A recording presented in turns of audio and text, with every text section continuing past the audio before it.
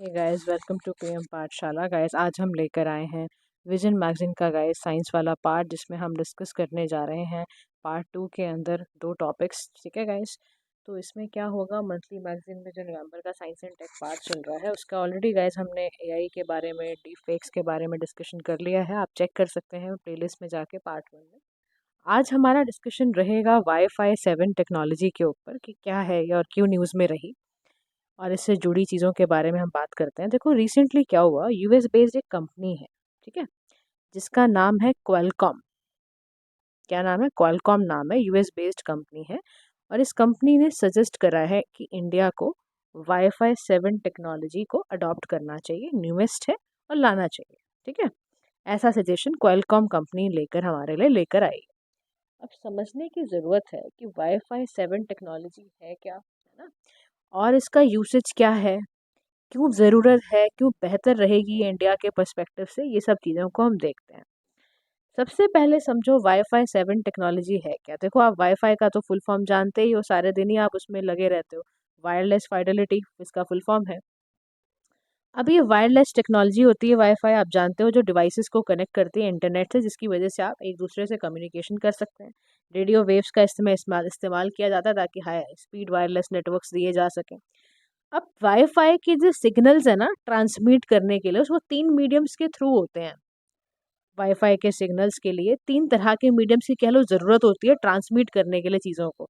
एक base station चाहिए होता है, एक राउटर चाहिए होता है, एक्सेसिंग डिवाइस चाहिए होता है, जैसे कि फ़ोन या लैपटॉप।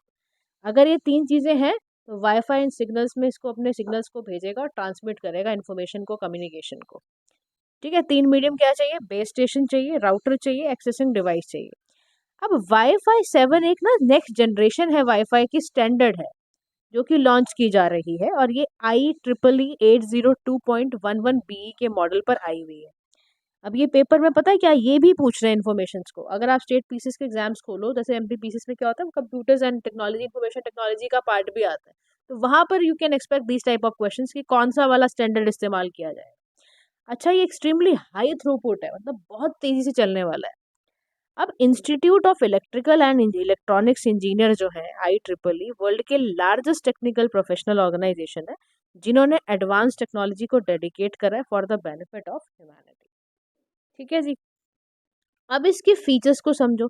सबसे बड़ा फीचर जो वाईफाई 7 में देखने को हमें मिलेगा, जो स्टैंडर्ड है इसका, वाईफाई 7 जनरेशन जो है, इसकी जो कंपैटिबिलिटी है, बैकवर्ड कंपैटिबिलिटी, वो बहुत अच्छी है। यानी कि डिवाइसेस को कनेक्ट कर सकता है 2.4 गीगाहर्ट्ज में, 5 गीगाहर्ट्ज में, 6 गीगाहर्ट्ज में, बैंड्स में, बिना किसी न्यू हार्डवेयर की ज़रूरत के आप इन सो डिवाइसेस को कनेक्ट कर सकते हो। और ये सिंगल फ्रिक्वेंसी को स्ट्रक डाउन भी नहीं करेगा, और जो भी अवेलेबल फ्रिक्वेंसीज होंगी उसमें आपको सोल्यूशन प्रोवाइड करेगा। तो बैकवर्ड कंपैटिबिलिटी इसकी बहुत अच्छी है। सेकंड इसका फ़ायदा है कि ये लो लेटेंसी का है। लोअर लेटेंसी का मतलब है कि क्लाउड बेस्ड ऑपरेशंस को करेगी, यानी कि फाइल का ट्रांसफ़र बहुत तेज़ी से बढ़ा देगी। गेमिंग डाउनलोड वगैरह आप कर रहे हो उसको बहुत तेज़ी से कर देगी। मल्टी लिंक ऑपरेशंस की ज़रूरत, मतलब इसमें हो जाएगा MLO, यानी कि मल्टीपल चैनल्स को ये इम्प्रूव नेटवर्क परफॉर्मेंस के साथ डिफरेंट फ्रिक्वेंसीज में आप इसको इस्तेमाल कर सकते हो। इसकी स्पीड कैपेसिटी वाईफाई 6 की स्पीड से भी 4 टाइम ज़्यादा है। यानी जो इसका बैंडविड्थ है वो अराउंड आपको 330 गीगाबिट्स मिलेगा, यानी पर सेकंड में पर एक्सेस पॉइंट होगा। तो आप लगा लो, इसकी तेज़ी का अंदाज़ा भी नहीं लगा सकते आप, वो तेज़ी होगी इसके अंदर। अच्छा, अब वाईफाई 7 के बेनिफिट्स क्या हैं? तो बेनिफिट इसका ये है कि इंडिया के साथ, अगर इंडिया इसको लेता है, इंडिया के लिए क्या बेनिफिट है बेसिकली, तो सबसे बड़ा बेनिफिट है कि अलाइनमेंट होगा, इंडिया की जो टेक एडॉप्शन है उनमें फ़ायदा होगा। वाईफाई 7 की वजह से रैपिड एडॉप्शन होगी वायरलेस कम्युनिकेशंस की। गवर्नमेंट के डिजिटल इनिशिएटिव वाले जो प्रयास हैं उसमें भी अच्छा मिलेगा। देखो, ये ना कंपैरिजन दिया हुआ है, पीक स्पीड, देखो इनमें, देखो स्टैंडर्ड्स का ही तो फ़र्क होता है ना यार। आईफोन यूज़ करते हो ना, 13, 14, 15 प्रो यूज़ होता ही है ना। नई नई जनरेशन आती हैं, ऐसे ही हमने गाड़ियों में देखा है, BS4 BS6 आ रखा है अभी। तो ऐसे ही कंपैरिजन यहाँ पर वाईफाई जनरेशन्स के लिए कर रखा है कि पीक स्पीड जो रहती है वाईफाई 4 की, 5 की, 6 की, 7, ये सारी बता रखी है। यहाँ पे देखो 36 GB है, यानी कि 4 टाइम्स बढ़ गया है, समझ रहे हो आप।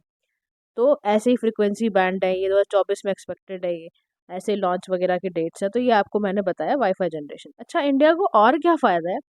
इंडिया की कुछ ना प्रॉमिसिंग डेवलपमेंट है, जैसे डिजिटल ट्रांसफॉर्मेशन हम एंटरप्राइज सेक्टर में चाहते हैं। हम ये चाहते हैं कि फिक्स वायरलेस कनेक्टिविटी हो स्मार्टफोन टेक्नोलॉजीज में, है ना।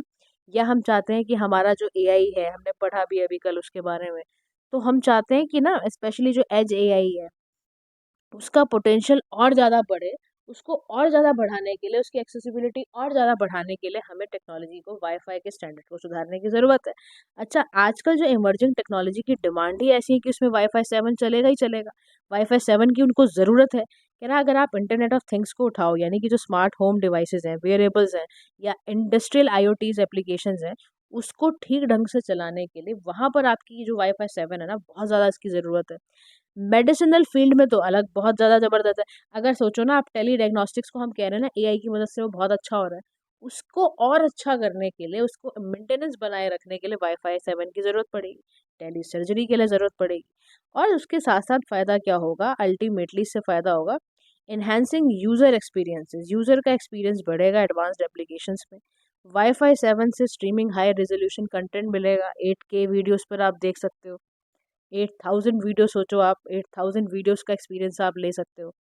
ठीक है, उसके बाद it can also enhance cloud gaming, AR जो आपके होते हैं, वर्चुअल जो आप कर सकते हो, है ना, वर्चुअल रीडिंग वगैरह, डेटा इंटेंसिव जो आपकी एक्टिविटीज़ होती हैं, उन सबको आप बड़े आसानी से कर सकते हो। तो वाईफाई 7 आपको ये सारी चीज़ों को, इन सब चीज़ों में आपको बहुत फ़ायदा देने वाला है। अच्छा, अब हम चलते हैं अपने नेक्स्ट टॉपिक की ओर, जो कि हमें सिखाएगा कार टी सेल थेरेपी के बारे में बताएगा। देखो, बड़े ध्यान से समझना, थोड़े साइंटिफिक टॉपिक्स हैं, लेकिन एज अ यूपीएससी एस्पिरेंट आपको ज़रूर पता होने चाहिए। नई जो साइंस की डिस्कवरी जो चीज़ें हैं, उसके बारे में आपको ज़रूर जानकारी होनी चाहिए। तो रिसेंटली क्या हुआ, सेंट्रल ड्रग स्टैंडर्ड ऑर्गेनाइजेशन ने, यानी कि सीडीएसओ ने, ये अप्रूव करा कि जो indigenous chimeric antigen receptor T cell therapy, याद रखो इसका फुल फॉर्म क्या है, कार टी सेल का। कार्टी सेल का फुल फॉर्म क्या है, किमेरिक एंटीजन रिसेप्टर। अब समझते हैं ये न्यूज़ में रहा क्यों। देखो, ये ना एक थेरेपी के फॉर्म में यूज होगा, जिसको नेक्स्ट कार 19 बोलते हैं। ये भी कार्टी है, जीन थेरेपी। अल्टीमेटली इंडिया ने लोकली, इंडिजिनस मतलब लोकली इंडिया ने इसको डेवलप करा है बाय एमिनो एसीटी, जो कि कंपनी है एक आईआईटी बॉम्बे के इनक्यूबेटेड के थ्रू वो चलती है। अच्छा, इसमें क्या होगा, इसके अंदर इतनी हिम्मत होगी, इतनी इसके अंदर ऐसा चीज़ें डाली गई हैं जिसकी वजह से ये ट्रीट कर पाएगी लिम्फोमा और ल्यूकोमेनिया, ब्लड कैंसर को। ये जैसे ल्यूकेमिया है ना, रेयर डिजीज, एक तरह का ब्लड कैंसर है, तो उसको ट्रीट करने में जैसा देखा जा रहा है कि इसके लिए बनाई गई है। India is now one of the first developing country जिसने अपना अपना local CAR T and gene therapy platform create करा है। तो यानी कि हमने बड़ा अच्छा काम करा है। अब समझ लो लिम्फोसाइट सेल, टी सेल और बी सेल का डिफरेंस क्या होता है, तुम्हें ज़रूर पता होना चाहिए। देखो, लिम्फोसाइट ना एक तरह का वाइट ब्लड सेल का टाइप है, जो ब्लड को सर्कुलेट करने में फ़ायदा करता है। और डब्ल्यूसी अगर बनते हैं आपके, तो उससे ही पता चलता है कि आपका इम्यून सिस्टम कैसा है। अब लिम्फोसाइट भी दो तरह के होते हैं, टी सेल्स हैं और बी सेल्स हैं। टी सेल का मतलब है कि, यानी कि आपको टी सेल डायरेक्ट फाइटर होते हैं, कि आपको इन्फेक्टेड सेल जो होगा अगर, आपको ये फॉरेन इन्वेडर से मल्टी आपको बचाता है। साइटोकाइंस प्रोड्यूस करेगा, बायोलॉजिकल सब्सटेंस है जो इम्यून सिस्टम को एक्टिवेट कर देगा। ठीक है। बी सेल में क्या होता है, यहाँ पर ये एंटीबॉडी मॉलिक्यूल्स को तैयार करता है, यानी attack foreign bodies outside the cell ये करता है। ये इन्वेडिंग जो भी वायरसेस है उनको डिस्ट्रॉय कर देता है। ये बोन मैरो में ओरिजिन एंड मेच्योर होता है। ये आपका स्टेम सेल में होता है। ये सेंट्रल रोल निभाता है सेल को मेडिएटेड इम्यूनिटी करने में। ये ह्यूमरल इम्यूनिटी के लिए मदद करता है। अब नेक्स्ट कार जो 19 एक तरह का हम कह रहे हैं कि ये थेरेपी है, ये काम कैसे करेगी, किस तरह से ये चीज़ों को बचाएगी, कैसे ब्लड कैंसर्स को रोकेगी, कार टी वर्क कैसे करता है, इसके बारे में पढ़ते हैं। देखो, जो ये नेक्स्ट कार 19 एक थेरेपी है, ये डिज़ाइन करी गई है कि कैंसर सेल को टारगेट करके, बॉडी के अंदर जिस पार्ट में कैंसर सेल है उसको टारगेट करके CD19 प्रोटीन के थ्रू उसको कैरी आउट करना है। अब CD19 क्या है, बायोमार्कर है, फ्लैग है बी लिम्फोसाइट्स का, बी सेल की तरह। और यहाँ पर ये क्या करेगा, टारगेट करेगा और वहाँ पर ये इम्यूनोथेरेपी देना शुरू करेगा ल्यूकेमिया वाली। अब बायोमार्कर क्या होता है, ये एक तरह का मेजरेबल असेसेबल इंडिकेटर होता है, जिसके अंदर मॉलिक्यूल है, करेक्टरिस्टिक्स है। ये इन्फॉर्मेशन बायोलॉजिकल प्रोसेस की देता है और कंडीशन और रिस्पॉन्स जानता है कि ट्रीटमेंट में कैसा हो रहा है। ठीक है, बायोमार्कर इतना इंपॉर्टेंट है। अच्छा, इस थेरेपी में अगर हम लेके जाते हैं, this therapy is for people जिनको बी सेल लिम्फोसिस है, यानी कि ब्लड कैंसर है।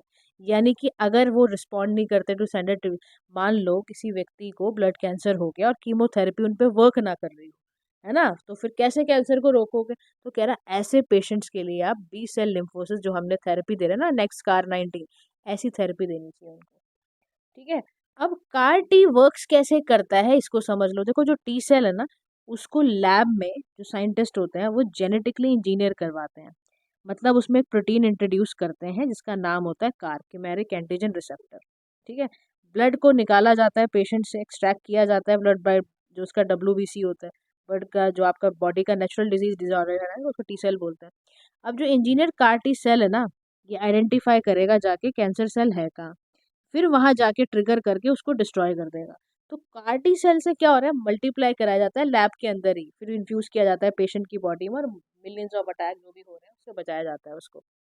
अब समझो कि कार्टी थेरेपी और कीमोथेरेपी तो आपने बहुत सुनी होगी कि कैंसर पेशेंट्स को दी जाती है। दोनों में फर्क क्या होता है ये समझ लो। देखो, कार्टी थेरेपी का मैकेनिज्म और एक्शन क्या होता है, कार्टी थेरेपी में जेनेटिकली मॉडिफाइड किया जाता है पेशेंट के टी सेल को, ताकि वो टारगेट कैंसर पेशेंट को उसको सुधार दे। कीमोथेरेपी में क्या होता है, ड्रग्स का इस्तेमाल किया जाता है रैपिडली डिवाइडिंग सेल को मारने के लिए, स्पेसिफिकली इन कैंसर।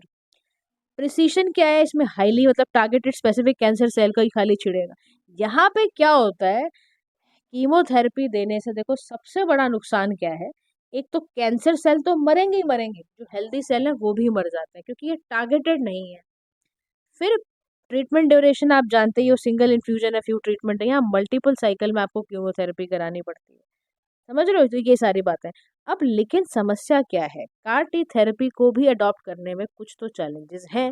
तो सबसे पहला चैलेंज है साइटोकाइन रिलीज सिंड्रोम।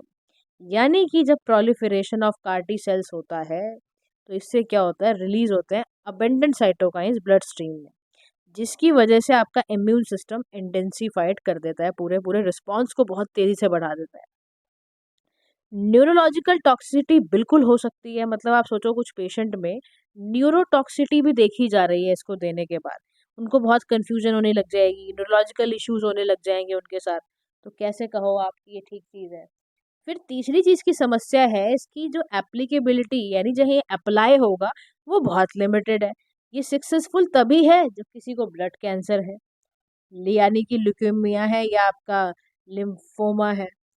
ठीक है, सॉलिड ट्यूमर्स में and it's effectiveness in solid tumours में देखी गई है, रिसर्च से पता चला है। इसकी कॉस्ट बहुत ज़्यादा है गाइस, कहाँ हमारी जनता देगी, लार्जर पॉपुलेशन की तो एक्सेस में ही नहीं आएगा ये, इतना महंगा इलाज है ये। फिर पेशेंट की एलिजिबिलिटी, यानी कि सभी पेशेंट को कार्टी थेरेपी नहीं दी जा सकती। एज पे मैटर करेगा, आपके ओवरऑल हेल्थ पे मैटर करेगा, आपकी कंडीशन है भी उस प्रेजेंट टाइम में, तब उसके अकॉर्डिंग आपको थेरेपी दी जाएगी। तो इतना आसान नहीं है। अभी तो हमने बोले ना कि हाँ टारगेटेड सेल को मार देगी और हो जाएगा, लेकिन इसको दिया जाने में भी इतनी सारी चीज़ों का ध्यान रखना पड़ेगा।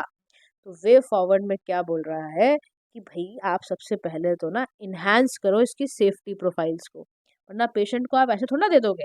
कॉन्टिन्यूस रिसर्च करना, इसका सेफ्टी प्रोफाइल इम्प्रूव करना, सिवियर साइड जो इसकी मिनिमाइज करने की ज़रूरत है। न्यूरोटॉक्सिटी तो बहुत गलत चीज़ है, वो नहीं होनी चाहिए क्योंकि आपकी न्यूरल सिस्टम सारा खराब होने लग गया, तो फिर कैसे सोचोगे, कैसे आप कंफ्यूजन में रहोगे क्या हमेशा। फिर ग्लोबल कोलैबोरेशन की तो बहुत ज़्यादा ज़रूरत है, रिसर्च हो, डेटा आपस में शेयर हो, एडवांसमेंट एक साथ की जाए। फिर एक्सेसिबिलिटी बढ़ाओ इसकी, इसको स्टैंडर्ड ऑपरेटिंग प्रोसीजर्स के थ्रू डेवलप करा है, तो इसको इंटीग्रेशन, इसका इंश्योरेंस पैकेज वगैरह दो इसके साथ। इंटेंसिव रिसर्च की ज़रूरत है, इन्वेस्ट करो इसकी रिसर्च में जितना ज़्यादा हो सके। और ऐसा क्यों नहीं हो सकता, बियॉन्ड ब्लड कैंसर और दूसरे भी तो कैंसर टाइप्स हैं, उनको भी तो ट्रीट करें। खाली ब्लड कैंसर को थोड़ा ना ट्रीट करवाने हैं, खाली उतने ही पेशेंट्स को थोड़ा ना आप ट्रीट करोगे, और भी कैंसर टाइप्स हैं, लंग का कैंसर है और भी बहुत सारे आप जानते ही हो, उनको ट्रीट करने के लिए भी तो यूज़ करो। तो इंटेंसिव रिसर्च की ज़रूरत है इसके लिए। ठीक है, तो guys this is all about today's topic. Fifth six topic shorts वगैरह हम कर ले लेंगे, आराम से करो, क्योंकि ना क्या चक्कर है कि साइंस में ना आराम से पढ़ो, क्योंकि इसका एक एक कॉन्सेप्ट आपके अंदर जाना चाहिए कि कार्टी थेरेपी कैसे काम करती है। ठीक है, लाइक दिस। तो इसको आराम से रिवाइज करो आज अच्छे से पहले, and do like, share and subscribe to PM Pathshala. Thank you so much for listening. Have a nice day to all.